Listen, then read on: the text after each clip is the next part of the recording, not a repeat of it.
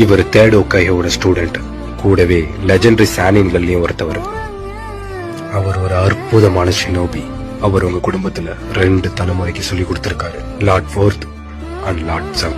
அப்ப அவரு என் அப்பாவுக்கும் தாத்தாவுக்கும் சொல்லி கொடுத்தாரா? ஒரே சமயத்துல 6 பேரையும் ஜெராயா சந்திச்சாருங்கிறத என்னால நம்பவே முடியல. எனக்கு தலையை பிடிச்சிரும் போல இருக்கு. இப்பதான் எனக்கு இது எல்லாம் முழுசா புரியுது. ஆமடுக்கு அந்த மனுஷனோட பேரும் அவனோட உண்மைய பத்தியும் தெரிஞ்சிருக்கு. எனக்கு இது முன்னாடியே சந்தேகமா இருந்துச்சு. ஆனா கோஜி காஷின் லெஜெண்டரி சன் ஜிராயாவோட க்ளோன்.